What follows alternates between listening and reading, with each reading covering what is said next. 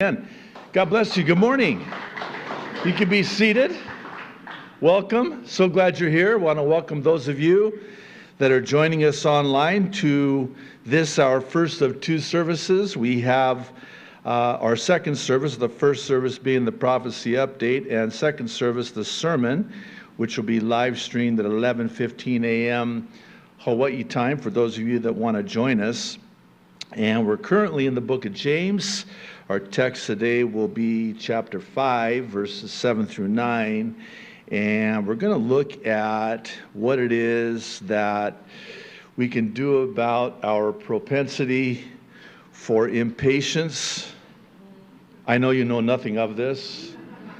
Weariness. And how about this? Even complaining in our waiting for the Lord's return in the pre-tribulation rapture of the church. So again, that'll be second service, and then those of you that stay for both, you're certainly welcome to do so and would encourage you to do so.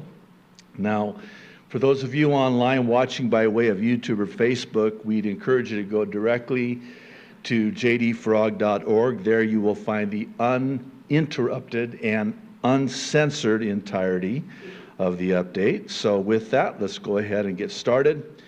Really looking forward to what the Lord has for us today, as I hope you'll see here shortly.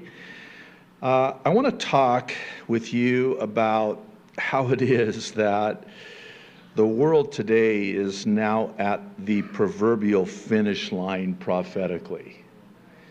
And by that I mean, in terms of Bible prophecy, we've reached the end and are about to cross this finish line. Can I say it like this? Pre-tribulation rapture finish line? And here's why. Bible prophecy is swiftly careening forward, which points to the rapture and commencement of the 7-year tribulation. I want to begin by drawing your attention to two significant developments that took place just this last week concerning Israel. You're already, should we just close in prayer? Or you guys already know exactly where I'm going, and for good reason. Now, it is interesting because these significant developments are concerning Israel, which I guess it could be said that Israel and the prophecies concerning Israel have seemingly taken a back seat over the last 2+ years. But here's the thing. The prophecies in the Bible concerning Israel, of which there are many, they may have taken a back seat, but they're still in the same fast-moving vehicle. In other words, it wasn't put on pause. There have been significant developments. Actually, it could be argued that they've even accelerated as they speed forward toward their prophesied end according to the Bible. Now, I'm going to have to ask you to do something that you might remember a school teacher asking you when you were young. I need you to put your thinking cap on. I used to hate that when the teacher would say that to me, but because I want to go over several prophecies. There's a number of them here. And it might seem voluminous, like there's a lot of these, but you guys can do it. And every single one of the prophecies that I want us to look at all connect. And let me say it this way, even intersect. And specifically, as it relates to how they speak to the geopolitical positioning of the nations that invade Israel, and not only invade Israel, but also divide Jerusalem. And here's what I mean by connect and intersect. The common denominator with all of these prophecies that we're going to go over, they tie into this final global government, global religion, and global economy. So, you ready? Ezekiel, I love you guys. Ezekiel 38. Very well known. I'd like to read verses 1 through 6. This is a well-known prophecy concerning a yet future invasion of Israel. And we're told, verse 1, the word of the Lord came to me, Son of man, set your face against Gog of the land of Magog, the chief prince of Meshech and Tubal. Prophesy against him and say, this is what the sovereign Lord says. I am against you, Gog, chief prince of Meshech and Tubal.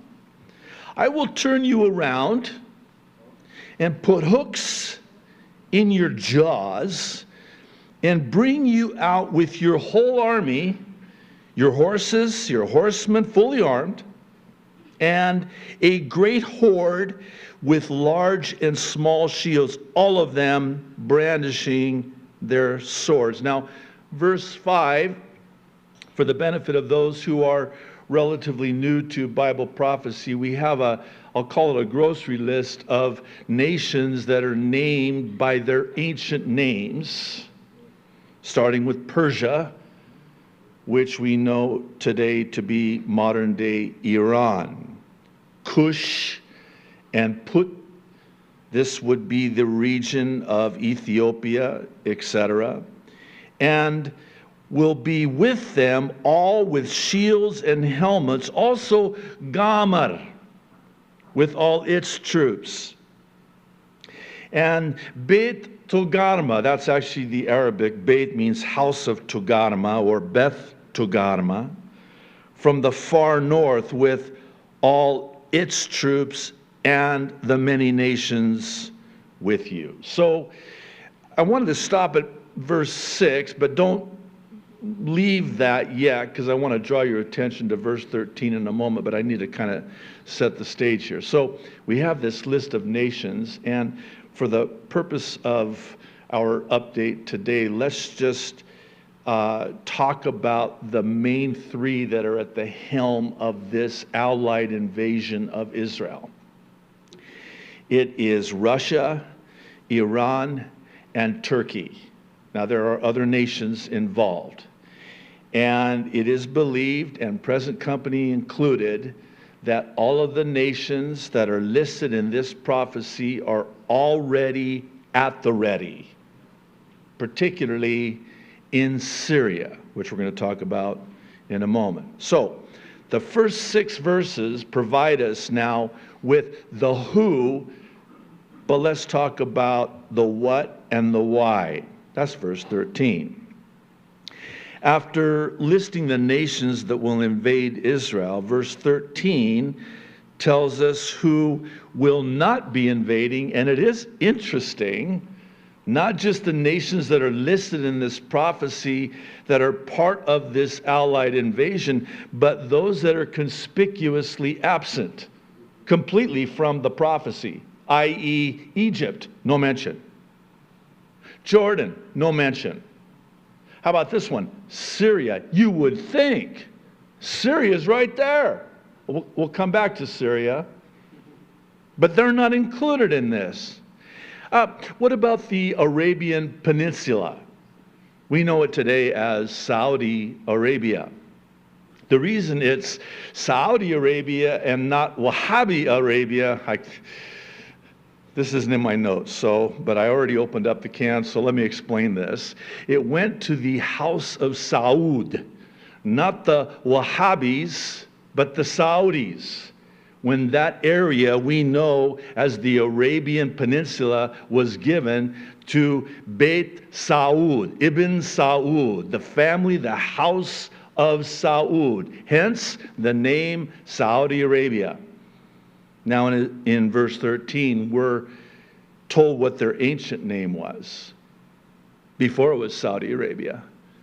And it's very key, and it's in fact germane to our understanding of this prophecy, which is a key prophecy. And it's Sheba and Dedan. This is the area we know today as the Gulf area, Saudi Arabia, those Gulf states, those oil-rich states, as they're referred to. Well, we're told about them in verse 13. And the merchants of Tarshish. I know there's a lot of debate and speculation. Time doesn't permit, nor do we need to necessarily go there. And all her villages will say to you. Now, this is the why behind the what of this invasion. Have you come to plunder? Have you gathered your hordes to loot, to carry off silver and gold, to take away livestock and goods, and to seize much plunder? Answer, yes. It's not in the text, but that's exactly what they're doing. Which presupposes a couple of things first. Chief of which is that Israel has to be a nation in order for Ezekiel 38 to be fulfilled. Well, that happened May 14th, 1948. So we can check that box. Another thing has to happen. Once Israel was reborn as a nation, which was another huge prophecy, that really started the ball rolling, the clock ticking. You can choose whatever metaphor you want on that one. But it also presupposes that once Israel's back in the land, they are prospering and rich and wealthy, and they have silver, gold, livestock, good. They have all of this plunder to seize, and they do. So we can check that box too. Now, why is verse 13 so germane to our understanding of Ezekiel's prophecy? Because, and stay with me, if you've got Russia, Iran, Turkey, et al.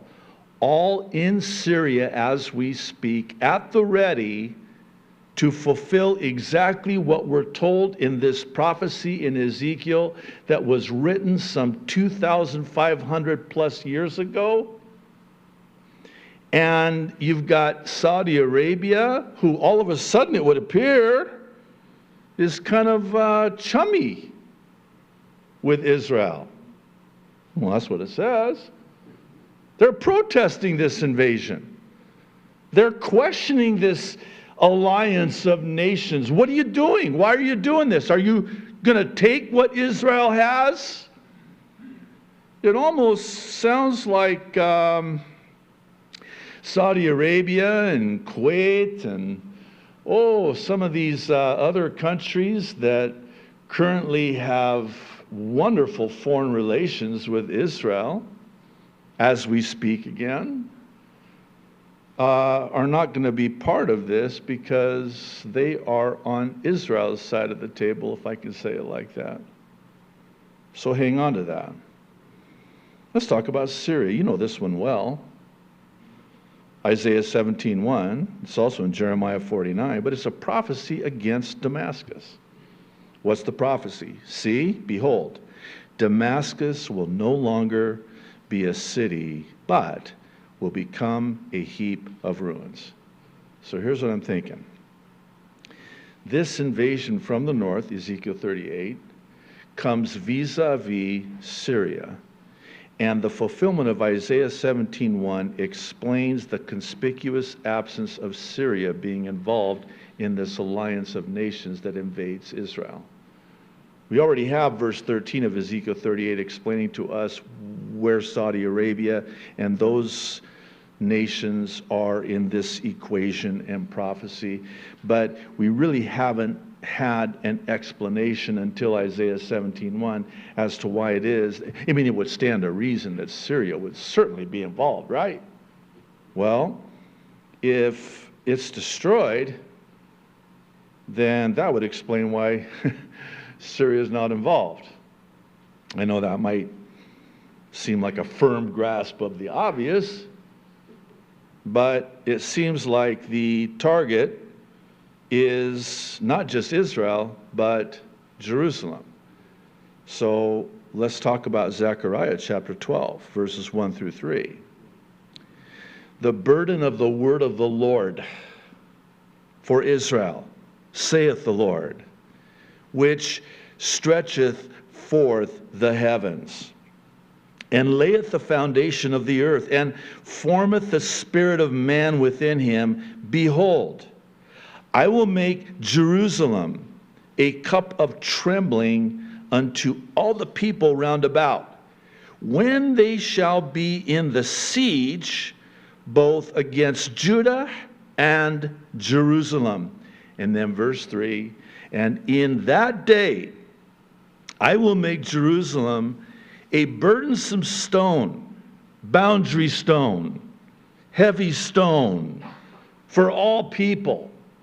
All that burden themselves, try to move the boundary stones, try to cut up Jerusalem, divide Jerusalem, all that burden themselves with it shall be cut in pieces, though all the people of the earth be gathered together against it.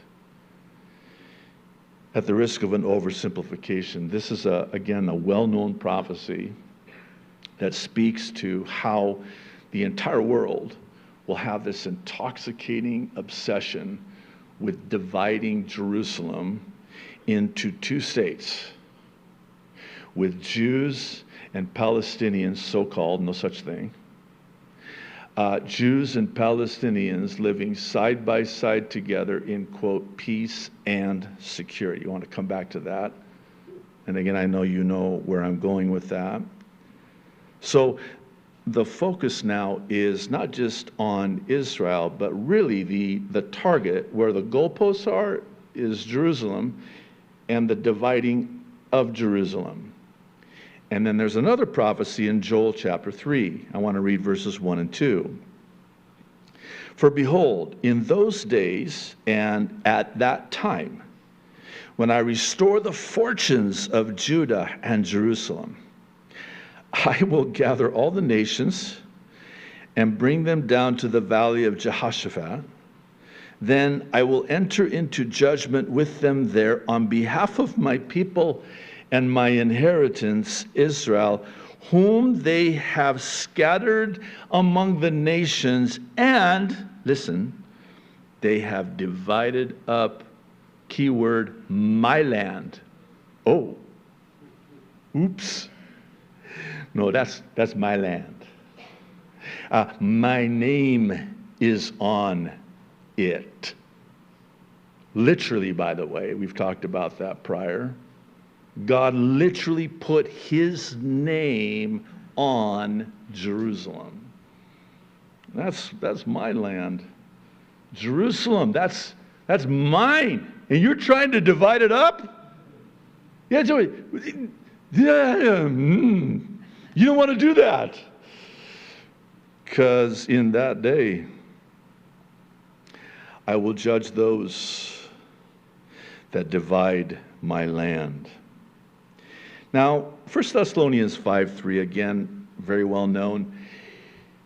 You'll usually, I want to venture to say, and I'll just put a percentage on it, probably in the high 90s in terms of a percentage, and that's maybe conservative, but when you hear these two words, peace and security, over 90% of the time, it's in the context of the aforementioned two-state solution. Now, I've been studying Bible prophecy for many, many years, and I actually have in my archives files from, I know this is going to date me, but back in the late 80s. I was only 5. But I have archive files of world leaders saying these two exact words, peace and security, within the context of a two-state solution. which I believe is Hitler's final solution repackaged. And the reason I say that is because when one Yasser Arafat was still alive, remember him? You're trying to forget him? Well, when he was still alive and he would come to the U.S., he would say, we want peace with Israel. No, you don't. Because then he'd go right back to Ramallah and in Arabic say, peace for us means the destruction of Israel. And it's no wonder, because it's in the Quran with Muhammad before and then Saladin after. The whole point of Islam is to make peace with your enemy, then destroy them. Enter 1 Thessalonians 5:3. This is going to change the whole complexion of this prophecy. For when they say peace and security, then sudden destruction comes upon, and I like this word a lot, them. I'm not a them. Them. As labor pains upon a pregnant woman. And here's another word I like, similar. And they shall not escape. This is in the context of the Apostle Paul by the Holy Spirit writing about the rapture, and he delineates between they and we, them and us. They will not escape, but we who are alive and remain will be caught up, raptured up. Harpazo in the Greek. The Latin, raptors. That's where we get the word rapture. We. So if you hear nothing else that I say today, hear this. Be a we. Okay, good. We're good? Let's talk about Daniel 9:27 now. This is, again, very well known, very important prophets. They're all important, but I'm tying stuff together, and I hope it'll all fit here in a moment. This prophecy provides us with specificity because we're told here that he, speaking of the Antichrist, will confirm a covenant. Now, I think I would be remiss if I didn't explain the meaning of this word confirm, which has been the subject of much in the way of debate and conversation amongst Bible students and Bible prophecy teachers. In the Hebrew, it's the same word as it is in my native tongue of Arabic. It's the Arabic and Hebrew word ikbir. Ikbir, which means superior, spectacular, stronger, greater. This is in other words, there's something already on the table. It just needs to be confirmed, made bigger, greater, enforced, perhaps. It's kind of hard because when you talk about other translations in other languages, it's that textbook case of it gets lost in the translation. And this is one of those cases. There's not really an English word to really describe what this word means in the original. It is a word that implies that this is a covenant, a peace agreement, that will be made great, strong. It will be implemented. It will be enforced. It will be finally signed, and you'll forgive the word, but for lack of a better one, executed.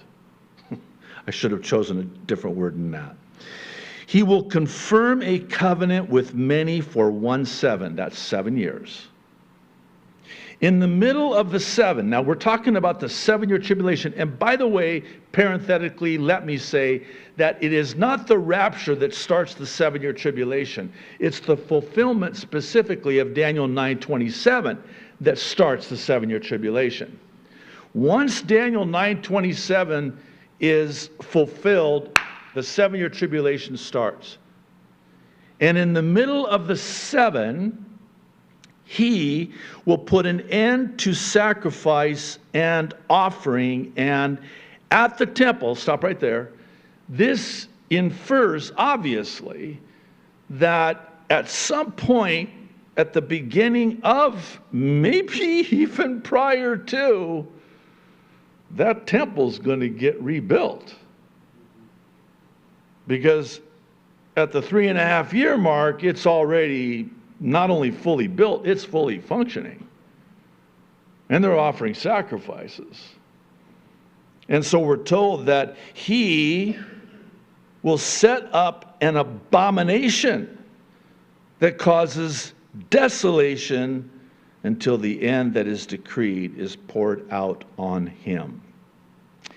And then lastly, 2 Thessalonians 2:4. This comports with Daniel 9:27. The Apostle Paul writing to the Thessalonians in the context of the rapture prior to the 7-year tribulation says, he, speaking of the Antichrist, opposes and exalts himself above every so-called God or object of worship, so that he takes his seat in the temple of God, declaring himself to be God.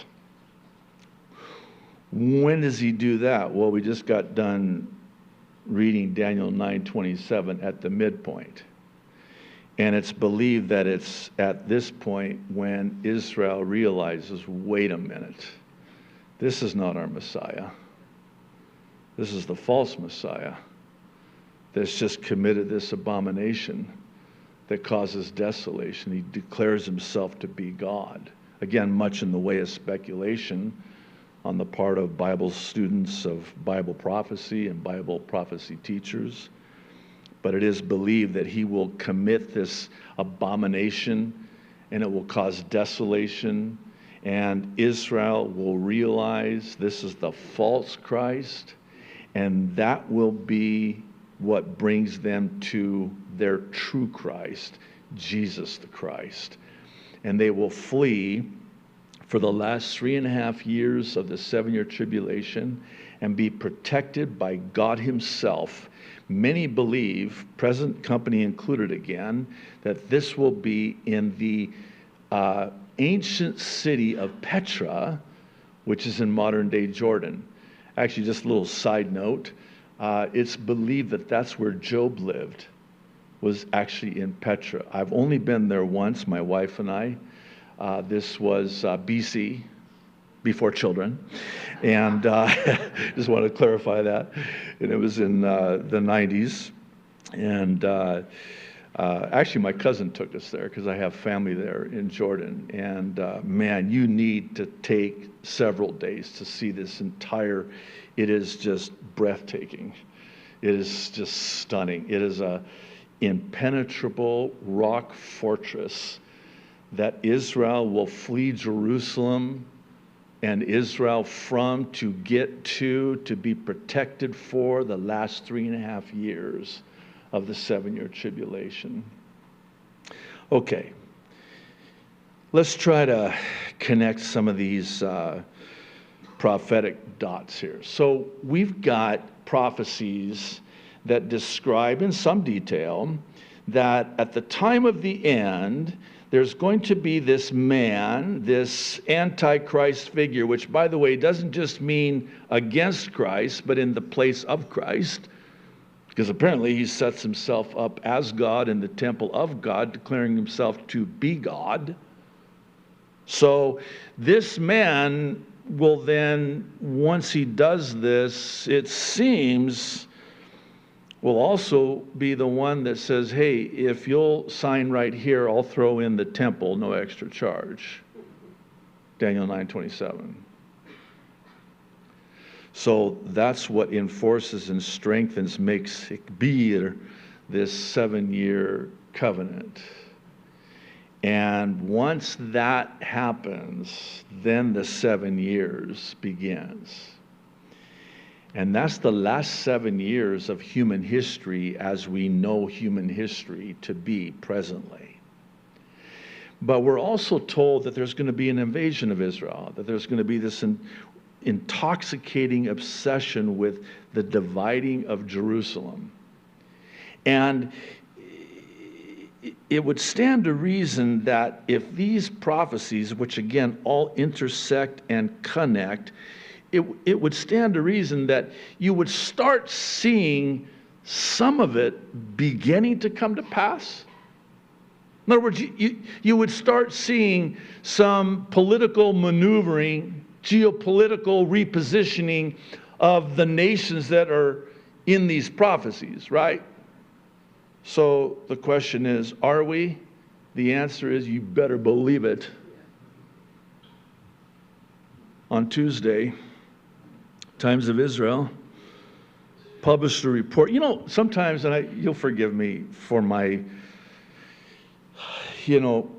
God's got a sense of humor, so that's my story, and I'm sticking with it. I know my humor isn't always appreciated, but sometimes I just wonder, do these people get up in the morning and go on their news feed and then go to Ezekiel 38 and go, man, we better get this show on the road.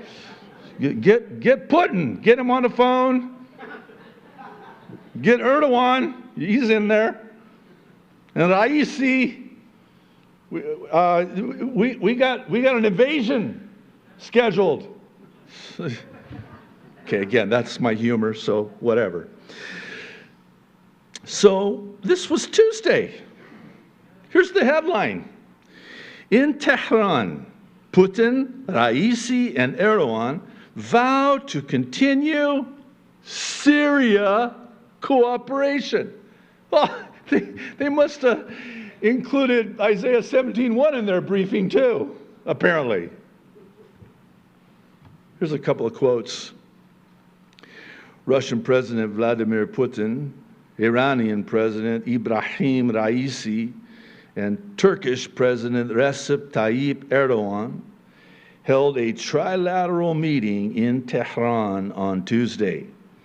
The three leaders agreed to continue consultations and cooperation to, quote, eliminate terrorists in Syria. In a statement following their meeting, the three countries reaffirmed the determination to continue their ongoing cooperation in order to ultimately eliminate terrorist individuals, groups, undertakings, and entities while ensuring, I'm sorry for my chuckling, the protection of the civilians and civilian infrastructure in accordance with international humanitarian law, the statement read. I'm just going to leave that one there. Also from the Times of Israel, this is on Saturday, comes this report concerning Saudi Arabia and Israel. Remember? They're going to be together on this against this allied invasion with Russia, Iran, and Turkey at the helm. So at some point, Saudi Arabia and Israel have to have something in place. Well, they do, and they will. Here's what the headline read. Saudi minister, peace with Israel, strategic option, but not before two-state solution. Okay. That's Ezekiel 38. That's Zechariah 12:1 through 3. That's Isaiah 17:1. That's Joel 3:1 through and 2. 1 Thessalonians 5:3, Daniel 9:27, and 2 Thessalonians 2:4, all wrapped up into one nice, tidy, neat little package. Would you agree?